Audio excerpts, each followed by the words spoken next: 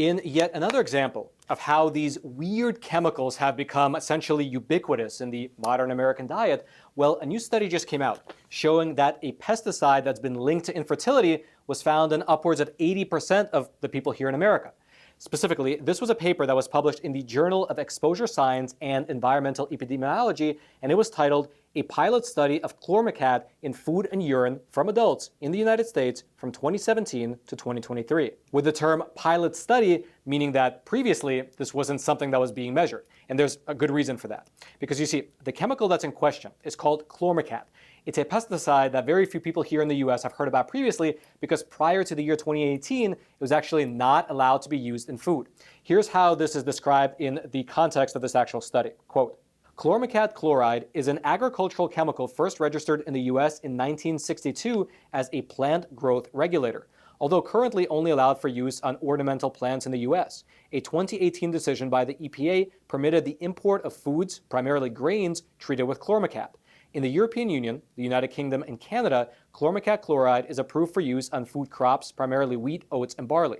Chlormecat acts to decrease stem height, thereby reducing the likelihood of crops bending over, which can make harvesting difficult." Meaning, in plain English, that starting in the year 2018, because of this regulatory change on the part of the EPA, more and more products sold here in the US were grown using chlormecat.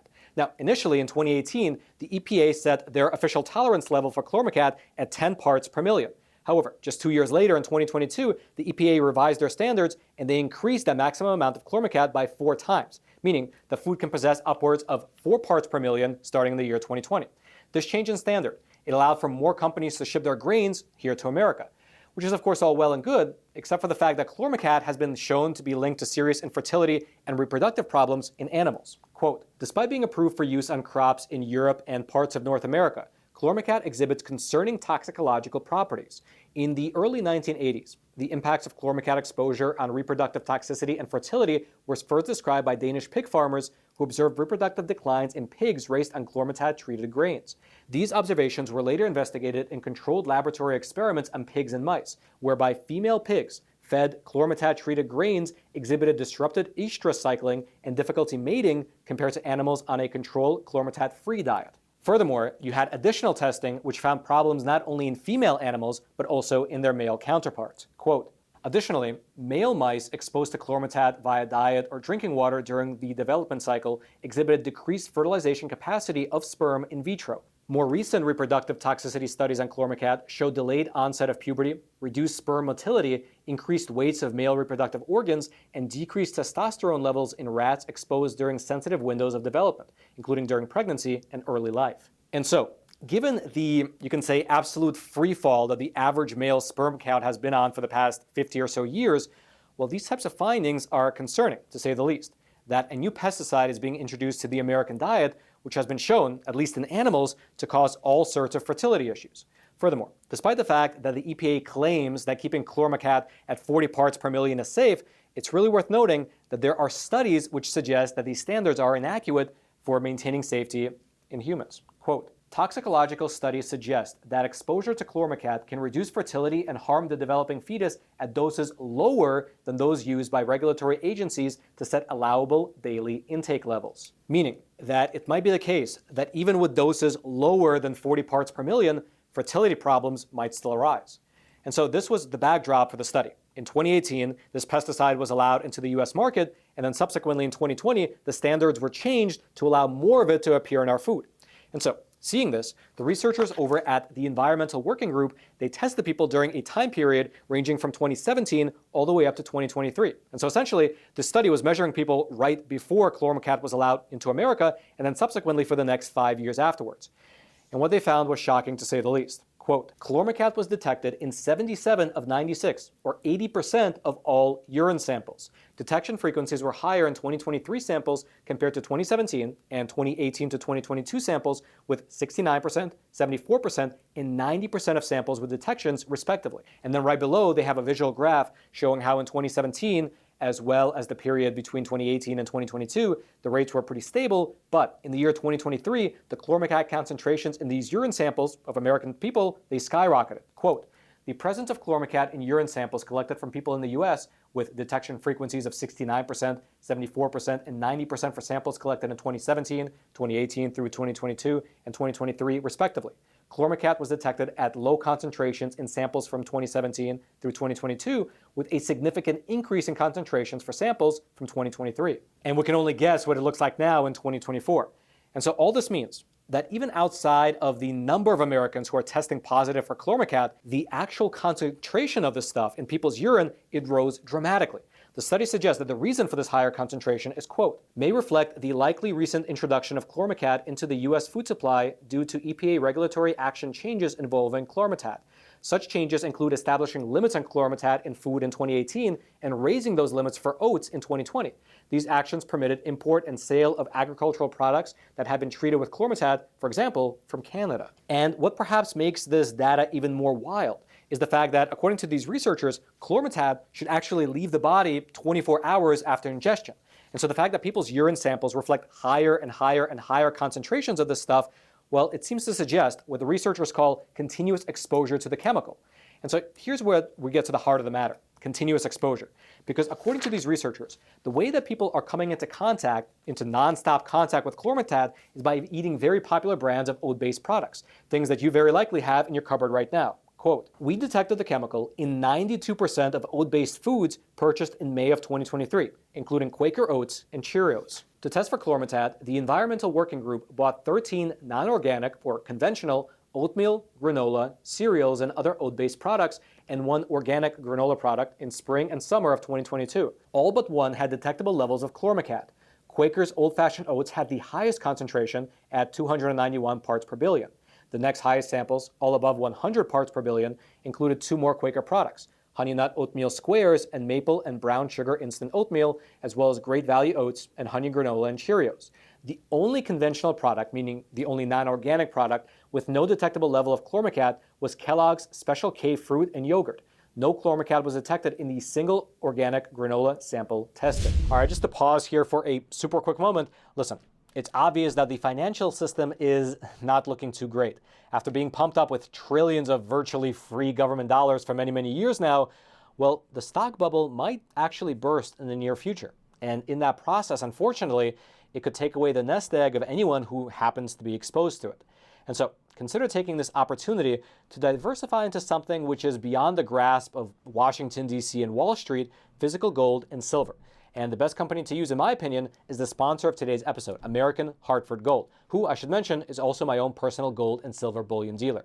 And besides myself, they have thousands of 5-star reviews from other Americans, and they also have an A+ rating with the Better Business Bureau.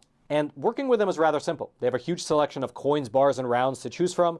They have super friendly staff who you can call, and they can set up either gold delivery directly to your doorstep, or they can even set you up in a gold IRA. And then lastly, best of all, if you tell them the Roman sent you, they will throw in a free gold coin with your first qualifying purchase. So give them a call. The number is 866-242-2352. That's 866-242-2352. Or you can simply text Roman to 65532.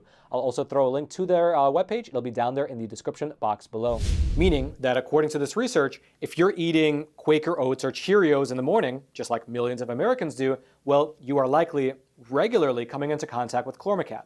Although the question of whether we should be alarmed by this is still frankly up in the air. Because even though these researchers found detectable levels of chloracat in about 92% of these non-organic oat-based products that they were testing, they also made a special point to mention that the people whose urine samples they were testing, quote, were exposed to chloracat at levels several orders of magnitude below the recommended safety thresholds set by the EPA and the European Food Safety Authority. And indeed, if you looked at the concentrations, they were marked in parts per billion, wherein the thresholds were marked in parts per million. So there's indeed a discrepancy of magnitude there. Meaning that although they were testing positive and the concentrations in their bodies was detectable, it was still well below the threshold which was set by the EPA. However, while that is a positive, there are still multiple potential problems, as laid out here by the researchers. Quote, toxicological studies on chloracat suggest reevaluation of these safety thresholds may be warranted due to, among other reasons, studies showing that mice and pigs exposed to doses lower than these EPA thresholds have displayed reduced fertility. One analysis found that exposure to chloracat at a dose equivalent to a level used for determining the EPA threshold altered fetal growth as well as metabolism and body composition in neonatal mice. Also, besides these animal-based studies, another aspect that was highlighted by this research is the potential for chlormecat that's ingested through food to react to some other drug that the person might be also taking. Quote, additionally, the regulatory thresholds do not consider the adverse effects of mixtures of chemicals that may impact the reproductive system, which have been shown to cause additive or synergistic effects at doses lower than for individual chemical exposures. These factors raise concerns about the potential health effects associated with current exposure levels, especially for individuals on the higher end of exposure in general populations of Europe and the US. Now, in terms of the actual companies, the companies who are manufacturing these oat-based products, they hold that everything is on the up and up and that they are following federal guidelines to a T. For instance, after this research was published, there was a statement that was released by General Mills saying the following, quote, all our products adhere to all regulatory requirements. Food safety is always our top priority at General Mills, and we take care to ensure our food is prepared and packaged in the safest way possible. And that is likely true. But I guess the underlying question here is whether these regulatory requirements are sufficient. At the moment, despite these animal studies, the EPA believes that they are. And as a consequence, over 80% of Americans now have detectable levels of this pesticide in their system. Whether that'll ultimately be proven to be safe in the long term, well, perhaps only time will tell. Until then, though, if you would like to reduce the amount of chlormecat in your own family's diet, well, according to the testing that was done by these researchers, they noted that organic oat-based products, as a category, appear to have less of this pesticide than the conventional products. Quote, out of 25 conventional oat products tested, 23 had detectable levels of chlormecat, which is 92%. 1 in 8 organic oat products had the chemical, which is 12%. Meaning that as a practical matter, if you are looking to have less chlormecat in your family's diet, you'll have to start purchasing organic cereal and organic oatmeal. If you'd like to read the entirety of this pesticide research, I'll throw several links down into the description box below if you happen to be the type of person that likes to dig into the weeds. And all I ask in return is that as you're making your way down there to the description box, take a super quick detour to smash those like and subscribe buttons so that the YouTube algorithm will be quite literally forced to share this video out to ever more people.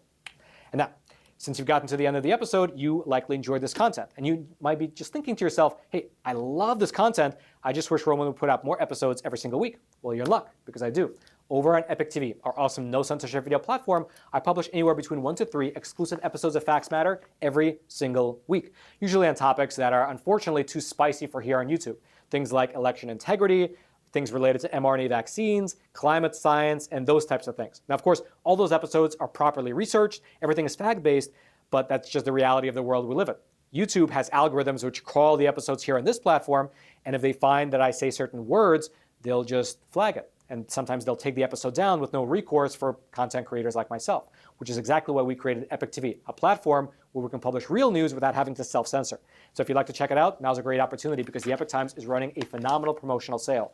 25 cents a week for the entirety of the year, which if you do the math, works itself out to just be a single $1 a month. And so if you're indeed looking for an honest source of news, consider checking out the Epoch Times. I'll throw a link to that sale. It'll be right there at the top of the description box below. You can just click on that link. It'll take you to the sale page where you can try the Epoch Times for just a single $1 a month. I hope that you do, and I hope that you check it out and fall in love with it, just like millions of other Americans have. Again, that link is right there at the top of the description box below. Hope to see you over at the Epoch Times website.